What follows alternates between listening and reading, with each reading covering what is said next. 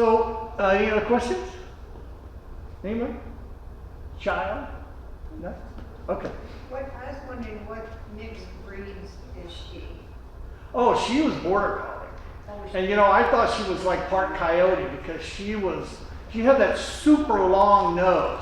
And I've never had a dog that had that. I mean, her nose was this long. But when she ran, she never loped, she trotted. This is how she ran. She ran like a trot in a horse, not a full lope. And I don't know, she was wild. You know, I had to deal with her. Just, you know, she had to work with being in captivity, and that was her issue because, you know, she had been living on the streets and been, as you'll hear in the story, being kept alive by nice people who would feed her, like at fire stations and homes and things. I guess she might have had a route that she went to, but she lived on the street and she was filthy, but boy, when I saw her, I went, oh my gosh, I just saw past it, and I really liked her. I liked her wild spirit, and so. So how old was she when she died? She was just over 12. I had her 10 years, and she was probably 2 at least. That's what the vet and the shelter thought. But yeah, it was interesting. All right, any more questions? Yes. Does she look like a wolf? Well, maybe a coyote. That's what I think. Maybe a coyote's a smaller version of a wolf, if you want to generalize like that. But I think she was just a dog that had, you know, had a bum rap on life. And so what happens to a lot of dogs when they start off on the wrong foot, they have the wrong owner, which was part of what Shep the Musical was about. That Shep got adopted by the wrong person and they didn't care for him, and so he escaped and he ended up getting caught, and then he escaped out of, anyway, it's a whole nother story. But no, so Shea was a border collie that had just had a tough life, and I saved her, and she ended up having the best life I think she could ever have. All right. Okay. So,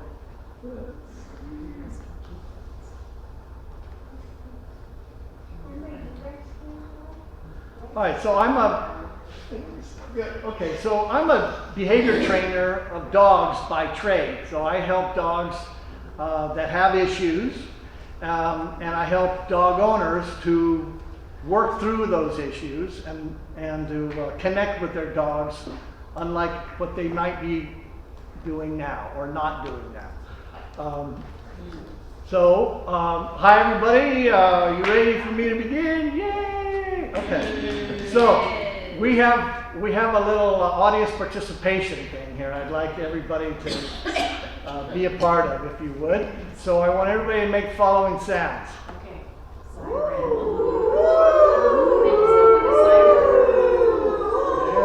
Good. Now this one.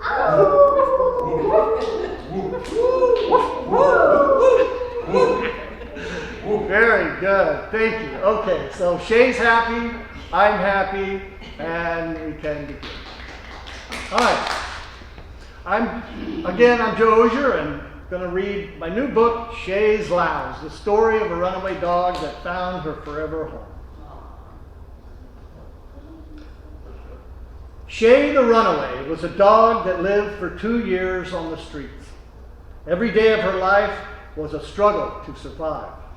She learned that eating food out of trash cans could keep her alive, but it also brought her lots of unwanted attention.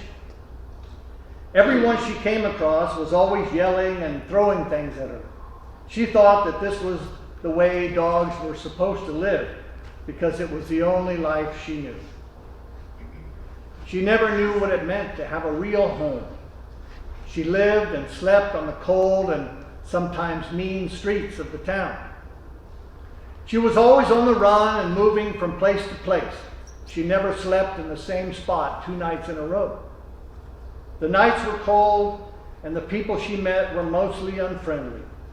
She believed that this is how her life would always be. One of her favorite places to beg for food and water was the local fire station. The firemen were always happy to give Shea food because they could see that she was very hungry and that she looked helpless and alone. "This poor girl is homeless," said one fireman. "She has a very kind-looking face, but nobody has taken care of her. Just look at how skinny and dirty she is. This poor dog needs my help."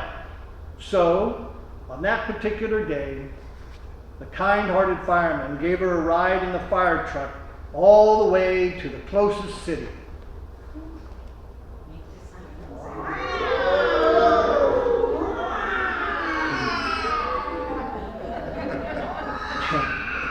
The fire truck stopped at the Humane Society, and Shea was taken inside and given a bath.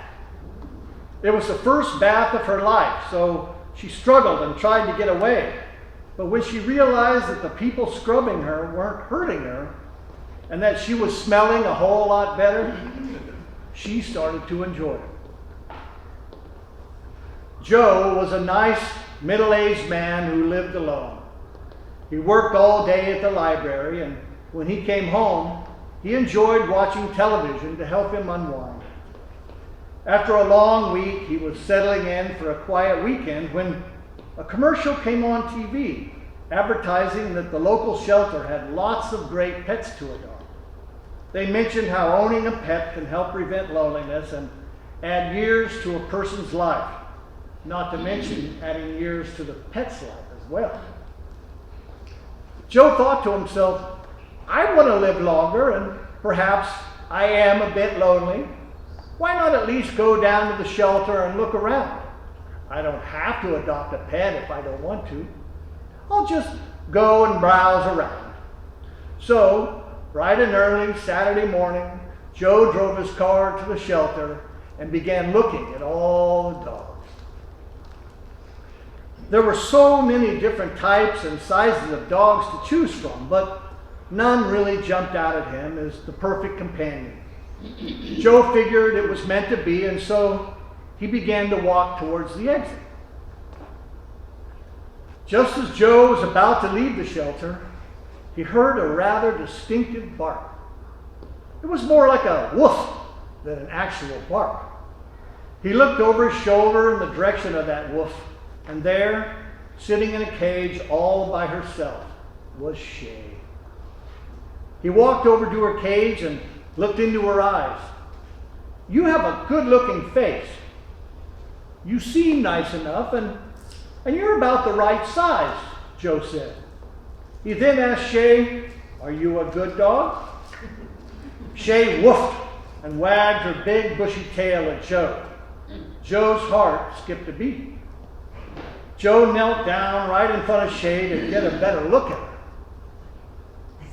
Joe smiled at Shea. Shea smiled back at Joe. Joe decided that Shea was the perfect dog for him. He couldn't believe how happy she made him feel.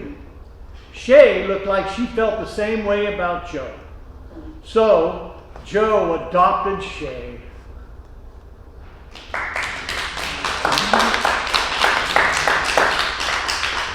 Shea got her shots, her dog tag, and her microchip. Joe got a list of how to safely prepare his home for his new arrival. Joe then bought a big bag of healthy dog food from the pet store and drove Shea home. Joe took a bowl out of his cupboard and painted the name Shea on it in big, bold letters. Joe filled that bowl with dog food and set it on his porch right in front of her.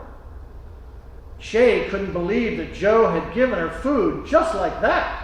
Well, Shea quickly ate every kibble in that bowl.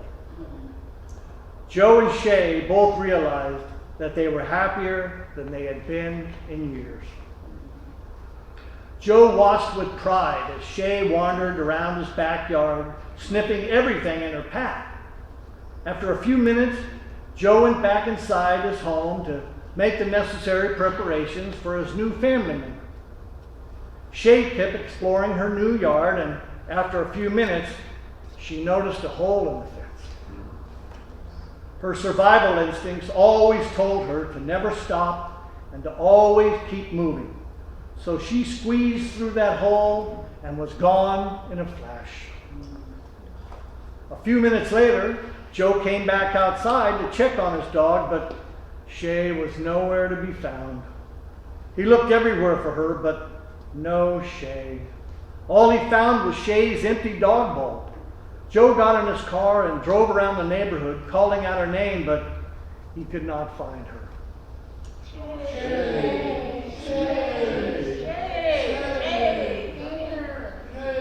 His heart sank at the thought of losing his new best friend. He wondered if he would see Shea ever again. After hours of driving the neighborhood, Joe came back home feeling very sad and worried about losing his new dog. As he entered his home, his phone was ringing. To his surprise and joy, it was an officer from the Humane Society. He told Joe that he had caught Shea running in an alley. Joe said Shea must have escaped through a hole in his fence. The man told Joe that he could come and get Shea anytime after Joe fixed all the holes in his fence. He told Joe that some dogs who have lived on the streets for a very long time tend to go back to that life because it's the only life they know. He said that some wild dogs can't live the simple life in a home, and perhaps Shea can never be tamed. Joe went out in his backyard and walked all along the fence line until he discovered where Shea had escaped. He felt so guilty. He blamed himself for not preparing his yard properly for his new guest. For the next few hours, Joe did what he could do to fix all the holes in his fence. He checked and rechecked all the places along his fence where Shea might escape because he loved Shea and couldn't bear the thought of her wandering somewhere out in the world again, all alone without him. Joe felt his yard was finally ready, so he drove back to the Humane Society and picked up his dog. Joe was so happy. Shea looked happy too. Joe brought Shea home again, and the two of them walked all along and around the yard. Shea didn't seem like she was looking to find another way out. After they had their walk, they both sat together in Joe's backyard, enjoying each other's company. Joe sat on his backyard lounge chair, petting Shea the rest of the day. Joe seemed very confident that Shea could not get through his fence, so the next morning he went to work without any worries. Shea found herself alone again in the yard. Once again, Shea's survival instinct told her to keep moving and to run away. Within a few minutes, Shea found a bit of soft dirt under a part of the fence. With the determination of a trapped animal, Shea dug and dug until she was free. She squeezed under the fence and ran away without a care in the world. When Joe came back home from work, he couldn't wait to see his new best friend.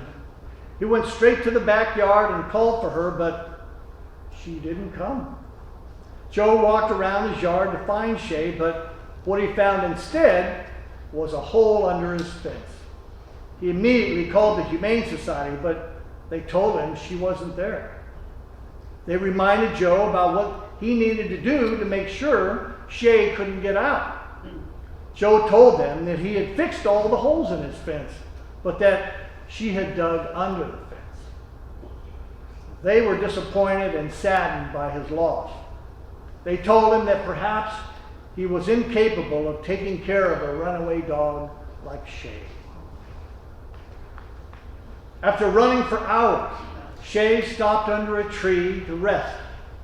She thought that it felt good to be back in the wild, living on her own again and being the master of her own destiny. Then suddenly, a strange feeling came over her. She began thinking about what had happened to her over the last few days.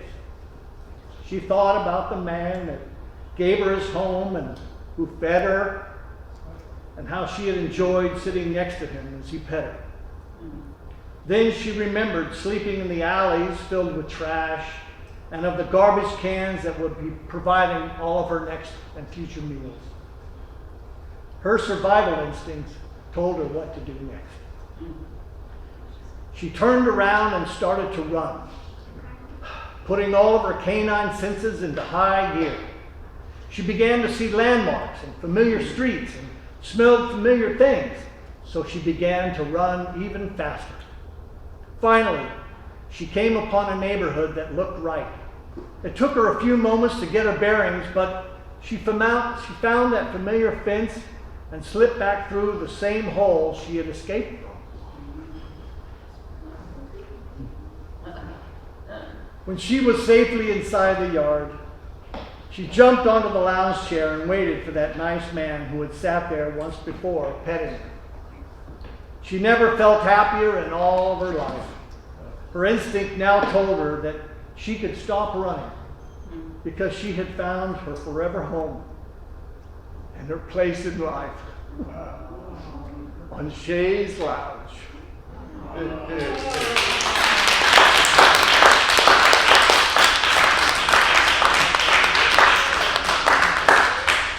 You know, I get emotional reading that because it's a true story. And when I think about it, it gets me. So I apologize for that. Anyway, thank you all for being here today. If anybody has any questions, now's your time to ask. Can I buy one of those books for my granddaughter? Absolutely, absolutely. I'm selling my books for just $10 today, and I'm signing them. In fact, I just realized I forgot to bring my pen. Thank you, dear. But yeah, yes, right here. Did you do the illustrations? No, actually, I invited the illustrator to come here today, but she is a newborn, and she said that he dictates her time spent. So she's not here, but her name is Jenny Diaz, and I met her about, I guess it was almost 8 years ago. I moved back to Fresno, and I was at the gym one day, and I met her when. Thank you very much. I met her when I was swimming, because I've been a competitive swimmer for almost all my life, and I told her that I had written a musical, and I was thinking about writing a book, but I had some ideas, and she said, "Well, I'm an illustrator," and so. We started talking, and I had an idea about an illustration that I wanted her to do, and so she put it together for me, and I liked it. So over 6 years, I had to make all the panels for this, and I basically wrote out a general principle of the story, and I gave her the ideas for the panels that I wanted. And she would produce one every 2, 3, 4 months, depending on, we would go back and forth. She would give me an outline of what the drawings would look like, and then if I liked them and approved them, then she would color them in and finish them up for me. But so now I'm not quite sure what she's doing other than being a mom, but she's very talented, and I wish that she was here to answer any other questions about that. Anyone?